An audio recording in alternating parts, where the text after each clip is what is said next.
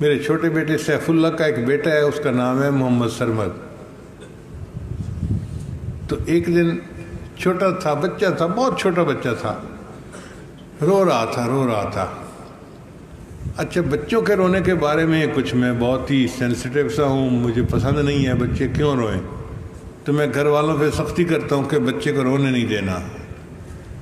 تو بچہ رو رہا تھا تو میں اس کے قریب گیا، وہ اکیلا تھا، تو میں نے اس سے پوچھا کہ بچے سرمد کیوں رو رہے ہو؟ تو امو تو آہیا ایسے کہنے لگ گیا۔ میں نے پورا نہیں سمجھا، میں نے پھر اس کی ماں کو بلایا، بہو کو، میں نے کہا بیٹا یہ کیا کہتا ہے؟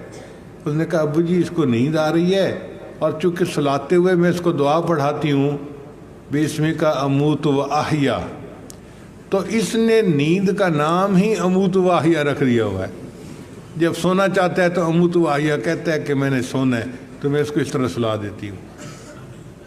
ایک دفعہ اور محمد سرمد رو رہا ہے، تو میں کمرے میں بیٹھا کتاب پڑھ رہا تھا، مجھے بڑا غصہ آیا کہ بچہ پھر رو رہا ہے اور کوئی توجہ نہیں دے رہا۔ تو میں اپنی کتاب چھوڑ کے باہر نکلا اور میں نے اپنی بہو کو آواز دی جو اس کی امی تھی کہ بچہ کیوں رو رہا ہے؟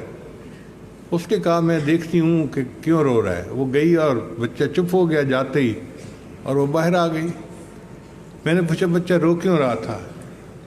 کہنے لگی اصل میں نے بچے کو عادت ڈالی ہوئی ہے کہ جب بھی اس کو میں جوتے پہناتی ہوں پہلے دایاں پاؤں بعد میں بایاں پاؤں پہناتی ہوں۔ آج نئی کام کرنے والی عورت تھی، میں نے اس کو کہا کہ اس کو جوتے پہنا دو، وہ اس کو بائیں پاؤں میں جوتا پہلے پہنا رہی تھی اور یہ پہننا نہیں چاہتا تھا، تو وہ زبردستی کر رہی تھی پہنانے میں، اور یہ بچہ رو رہا تھا اور پہن نہیں رہا تھا۔ اب جب میں نے اس کو دائیں پاؤں میں پہنایا تو اس نے چپ کر کے پہن لیا اور چپ ہو گیا۔ اس سے پتہ چلتا ہے کہ بچوں کو اگر بچپن سے سنت عمل سکھایا جائے تو بچوں کی گھٹی میں بات پڑ جاتی ہے، پھر ساری زندگی اس پر عمل کرنا ان کے لیے آسان ہوتا ہے۔